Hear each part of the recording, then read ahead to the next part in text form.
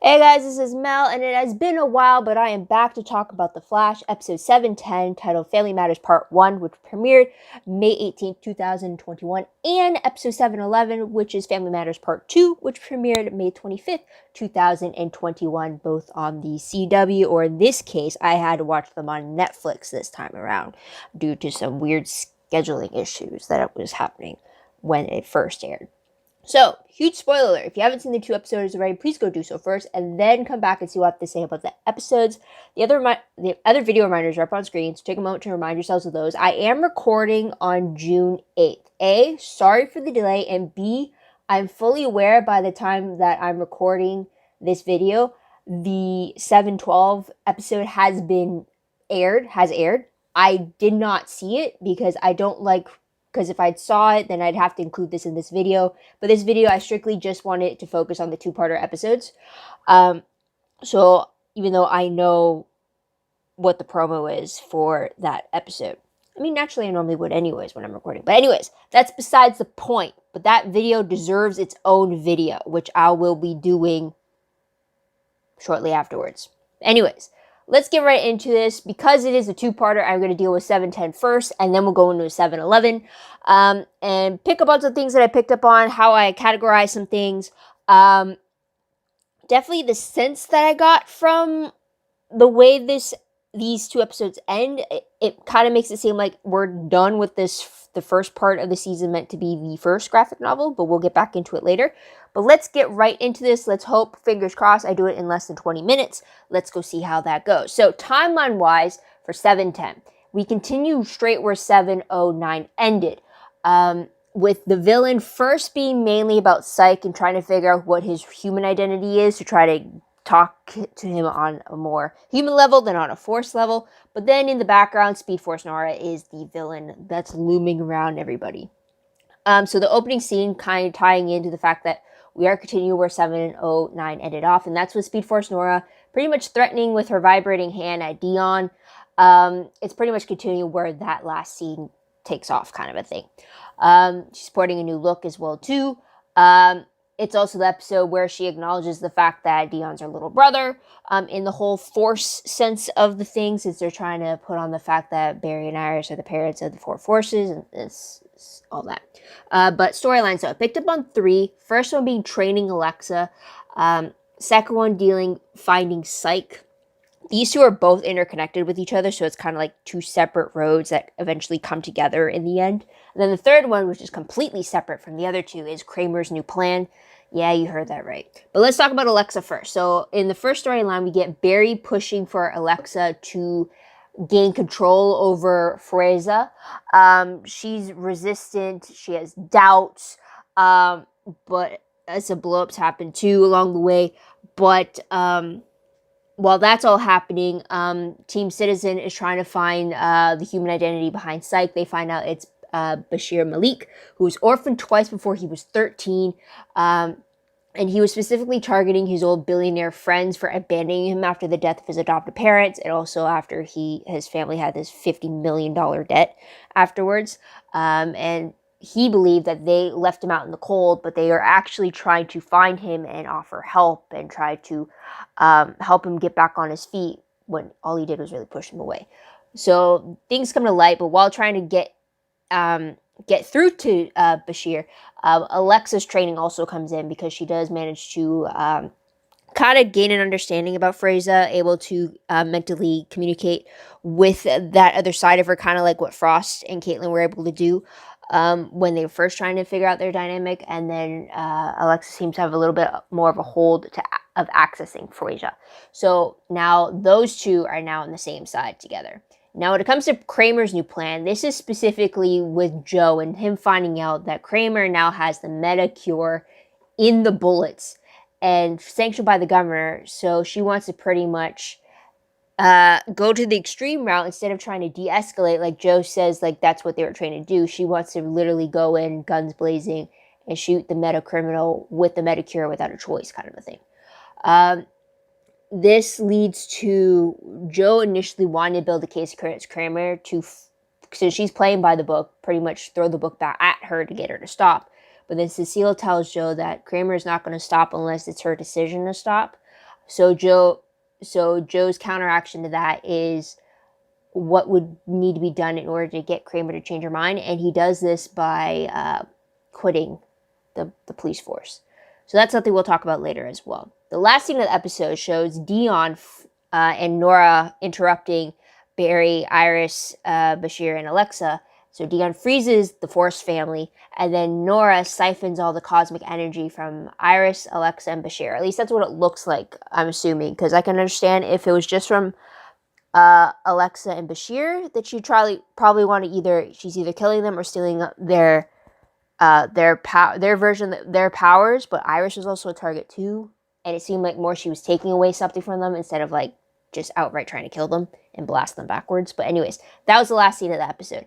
Now we're going to major tidbits. We do find out in this episode that Cisco's nightmare from the episode that Psych was first introduced, his nightmare was being left behind at Star Labs 40 years in the future after everybody else has moved on from Star Labs. So pretty much the fear of being left behind and the resentment of not going out and doing other things with his career. So that he confides with Kamilla, because Kamilla has been applying everywhere since they're thinking of leaving Central City. And she actually has an interview callback at one of the places in Miami who is interested in her photography portfolio. So that's something there. We also see, or we don't see, we hear the comment about Caitlin making a call to Frost. So we know that even though Frost is in prison, she's still making frequent calls to her meta sister. We also see Cisco getting a text or sending a text to Argus agent Chip Cooper. I don't know if that's the same agent that Kramer went to go see to recreate the Metacure, or if it's somebody else. But it's definitely someone high up on Argus. We do see that coming back later on.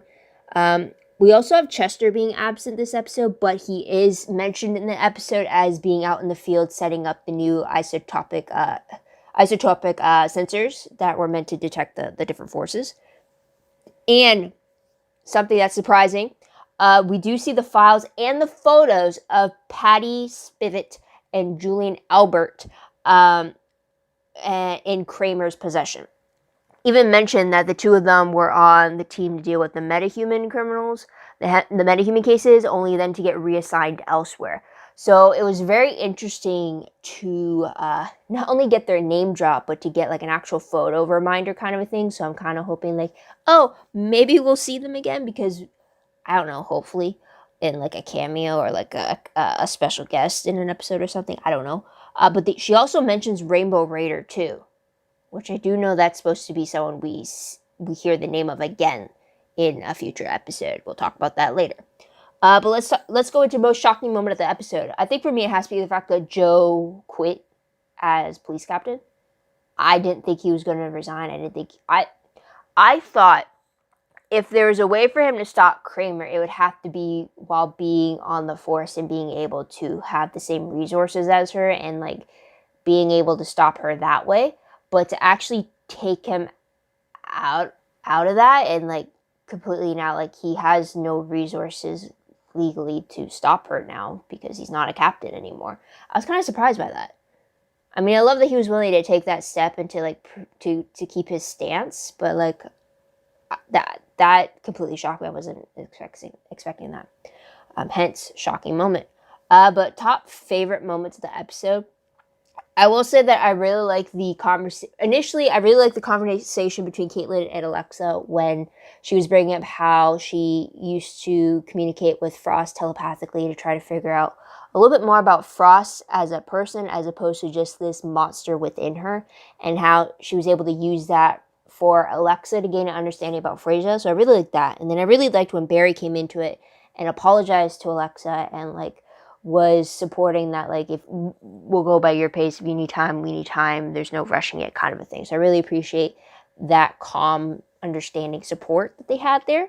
Another favorite I had was just the talk between Cisco and Kamilla, specifically about job hunting, what to do when you're trying to like make this huge career change in your life. What's your next step? What do you do? Reason why I liked it is just because that it literally felt like I was in Cisco's position and like Kamilla was talking to me and trying to figure out, like, because I'm making a huge career move and switching over careers and just trying to find that new one to step in a new direction. And it's just like hearing it from her of like, be patient, look for the job that's right for you, and like it's okay to need time. So it's like it was very reassuring, even though it wasn't meant for me. But yeah, it's why it's a favorite, because like it definitely brought some comfort there on my end. And then and this last one is just funny because Alexa and Bashir, literally their comebacks are so sibling like esque. Like the fact that I think it was in this episode, that Alexa says is not that simple, and then he comes back by saying like, you're not that simple, and then Barry's look is like, wait, what? It's just like, that is something a sibling would just say as like the immediate comeback. And I'm just like, they've only known each other for maybe like an hour or like less than a day. They already got that vibe as siblings, and I'm just like, yeah, that brings back. Because, like, I have 2 younger brothers, and I remember, like, just those stupid comments we'd make as kids and just, like, as comebacks. And it's just like, yeah, I feel that. I totally feel that. So that was a funny right there. Like, you definitely captured that vibe for sure. And then it does get carried over in part 2. And Iris even says it, like, wow, you two really are acting like siblings. So that's kind of funny there. But the top P moment I did have was the fact that Kramer was here. Like, I thought we got rid of her when Frost lost the trial. I thought we were done with Kramer, but to have her back, I was just really annoyed. It's like, I don't really care about Kramer. It's like, can we not deal with her? And it's just like, I also don't want her to win. Like, I really want Joe to like win and like against Kramer, but then to have like, no, she keeps like putting one over by the book. She's literally throwing the book at him, kind of thing, and like getting her way. It's just like, ugh, Kramer, go away. But anyways, let's talk about part 2. So part 2 continues really from where 710 left off. So the last scene of 710 was the fact that like Nora pretty much just attacked Iris, Bashir, and Alexa. So literally the start of 711 is Barry pretty much looking over their unconscious or presumably dead bodies, only to find out that they're not. It was an illusion that Psych created with his powers. But which leads them to the question of like, well, why would Nora kill Iris? It didn't look like she was killing them, though. It looked like she was taking their powers from them. I feel like if she was killing them, they would have blown backwards from like the force of the attack. Like, you know what I mean? Anyways, I'm detouring. So storylines, though. There's 2 different storylines, but the first storyline is kind of 3 different subsections. You got finding Deon, stopping Nora, and then the reverse Big Bang. And then the second storyline, which is actually completely separate from the Force family drama, is escaped fugitives. So the first storyline of finding Deon, stopping Nora, and the reverse Big Bang. So finding Deon before Nora does is pretty self-explanatory. And then stopping Nora, they find out when the Forcers try to do it separately, they're not able to do it. And it's only when they realize that they have to like reunite, and then that's the reason they're able to even put up a fight against her. But while this is all happening, this massive storm is pretty much coming, or it's really centering around Central City, and everyone thinks that Nora's doing it, but she reveals that it's not her. It's actually the Sage, the Strength, and the Still Force that's doing it, and all of it is coming together into the reverse Big Bang, pretty much doing the opposite of when they were originally born. It's being caused in this vacuum thing. So together, all 4 forces pretty much put their differences aside and decide that it's not just it's not sacrificing one of them or 3 of them. They all have to work together so that they're not alone anymore, kind of thing. And together, they're able to boost Barry's power so he can stop this huge cosmic funneling thing that was happening. From the looks of it. So there is that. Feud family, happy, or Force family is happy and in line with each other. The fugitive side of the storylines, though, is pretty much dealing with, because during this whole lightning storm, a wall breaks in Iron Heights. 24 fugitives, many of them being meta criminals, break free Two of them actually being Chill Blaine, aka Mark Blaine, the bartender, who was trying to frame Frost, and Frost. She actually gets out and she pretty much stops him at Ivo Labs. They fight and flirt. So that's pretty much their side storyline. But we also find out, though, that because of Frost's actions, the reason why she left Iron Heights was because to not only follow Chillblaine, but also catch any of the other escaped metahumans and bring them back. So with that, plus a good word from the Flash and evidence that she was actually doing good to bring these people back, she actually got her sentence reduced, and she's now on probation. So yay for Frost. She wasn't really gone for that long. But the last scene of the episode showed Barry and Iris dealing with the fact that now their four forced children, are now away doing great things in the universe. It now feels like when your kids go off to college, they finally decided that they're going to stop wondering what it's like to have kids one day, and they're actually going to try for a family now. So that's how the episode ends. Which kind of makes it seem like it's like the end of a chapter, essentially. So like, you know how this seasons now are meant to be like feeling like graphic novels? It seems like this is the end of this part of the graphic novel kind of a thing with this ending. But moving on to the major tidbits of the episode, we find out that Cisco is delaying his answer to Argus agent Chip Cooper. So chances are he's going to take the job. We don't know what the job is going to be yet, but that's probably what it's listening to. Plus, he hasn't told anybody on Team Flash that he's leaving. And Kamilla hasn't told anyone on Team Citizen either. Kind of waiting from like a hint from Cisco, like is now the right time kind of thing. We also find out that Allegra wants to expand her powers because she doesn't want to be on the sidelines as a glow stick. Understandably so. So we'll get to see that later on. We do also see throughout the episode that Joe struggles with not being a cop anymore, but he does realize that if he can't be a cop, he can help the people who he cares for and who needs him. So he stays by Cecile's side. He's giving support to Barry and Iris, and stuff like that. So we get to see him a little bit more of like, what does he do without the badge kind of a thing. And he gets a little bit of a reminder from Allegra too about that. But let's move to the most shocking moment of the episode. I think for me it has to be the fact that the three forces were what was causing the storm and not Nora like I originally thought. I mean, when Cecile got attacked by the purple lightning, I kind of figured it had to be connected to the Sage force, even though it was part of the whole lightning thing. And the earthquakes, I kind of figured it was a Freza connection and the strength connection because it first appeared when Abracadabra was part of it. So yeah, it was still a surprise when Nora was the one that revealed like she's actually not the one that was part of the storm, even though she played it up as if she was. So we'll talk about that later though. But top favorite moments for the episode, Barry's power boost was pretty cool. It was very interesting to see not only happen, but for it to happen was when Nora was on good terms with the other three forces, and she was able to guide them in them lending their power to Barry, because we know that Barry's obviously going to be connected to Nora because she is the Speed Force, and that's where his power is derived from.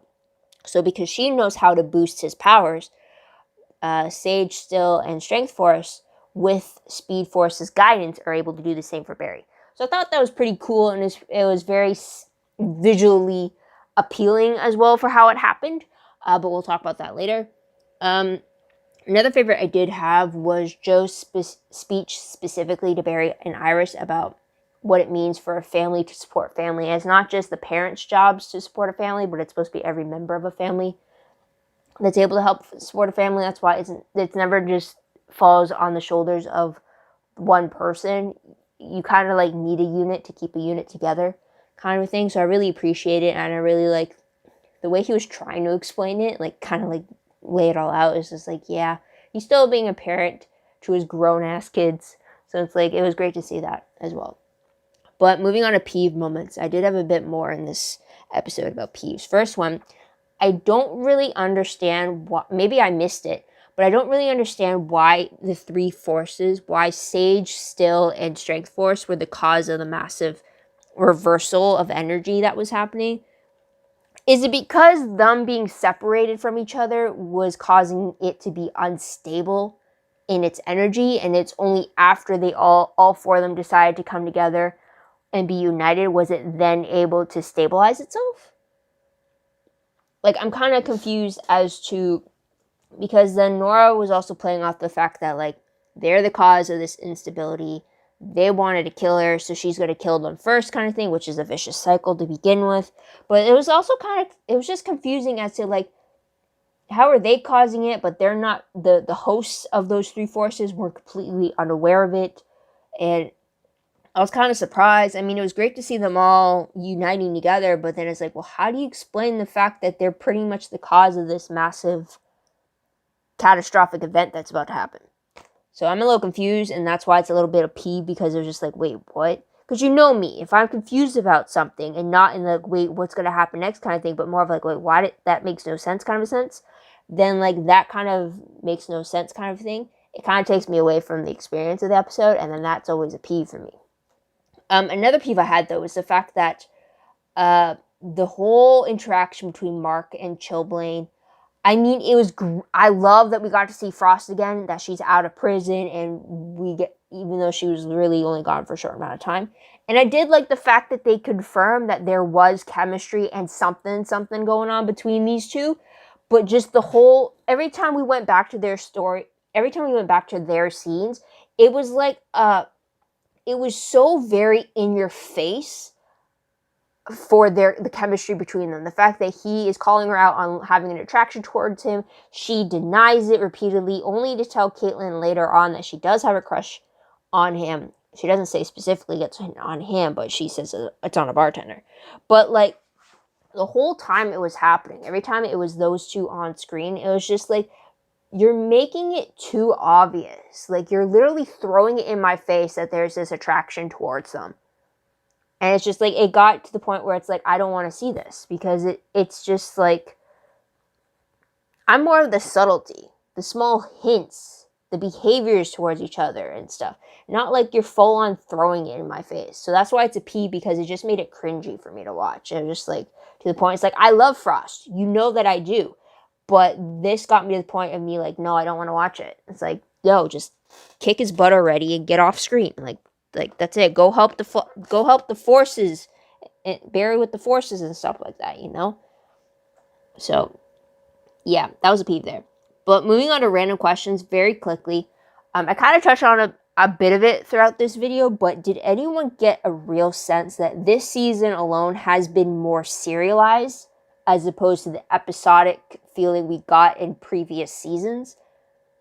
And I don't know if that is because it's because of the new graphic novel style approach, or if it's because of the effect the pandemic has and how things had to be shrunken down to be more very, instead of having filler episodes with just a meta issue of the week kind of a thing, and just having your very important episodes scattered everywhere, this season felt like every episode had to be an important episode in order to progress the storyline, the seasonal storyline a lot further. So I'm wondering if that is more attributed to the graphic novel way they're trying to write things, or if it really is due to the pandemic and the reduced episode count that we have. I wonder if anybody noticed that at all. Second question, was this the last time we see the forces? And third, that broken down home that Iris, Alexa, and Bashir kind of like hide away in, that was meant to be somewhere where Nora could go or couldn't feel them, but yet she's there in the very last scene that West Allen and the forces have together. So I'm kind of confused, like, why she was suddenly not able to go there, but then she was able to go there. And then also, where is that even? Because if it's this house is inside the Speed Force, why can Nora not go there if she's literally the Speed Force? I thought they were talking about, like, literally going back in time and just having them, like, wait it out in those few months in 2020 when the Speed Force didn't exist anymore. I thought that's what they were talking about, but they literally had them go hiding out in the Speed Force just so Nora, who is the Speed Force, couldn't find... That made no sense to me. Does anyone else have answers for that? Because, like, please, I'm literally confused about that. So that's something there. Let's move on to predictions very quickly. based off the promo for 7/12, which did premiere today, June 8th, but I will do a separate video because it deserves a separate video because it deals with Cisco's goodbye.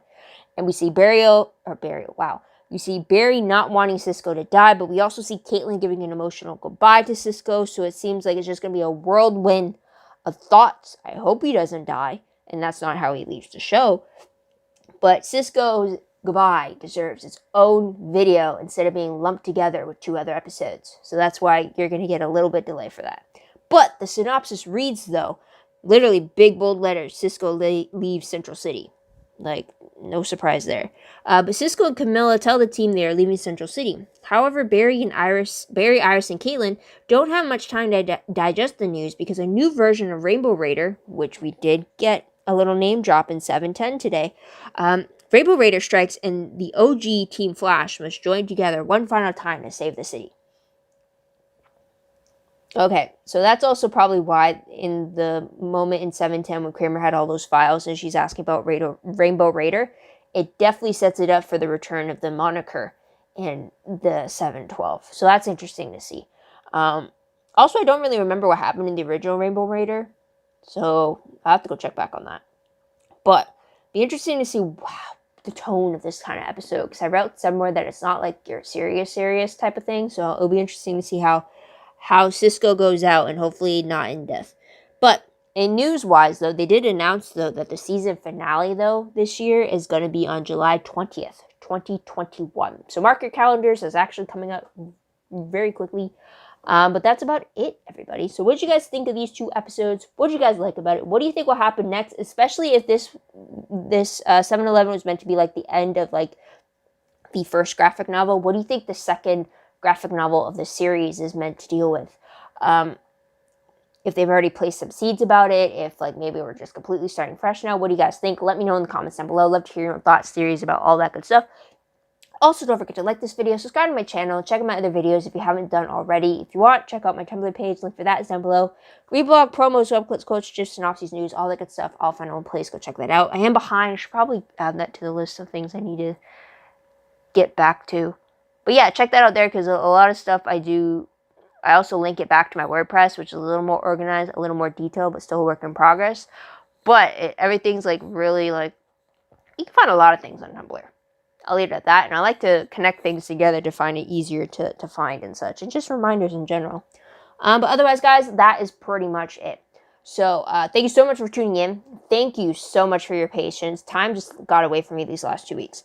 But until then, and until next week or until next time, hope you guys stay safe. Enjoy this video. Enjoy any other videos in the meantime that I post. And I'll check you guys. I'll see you guys next time. Take care. Bye for now.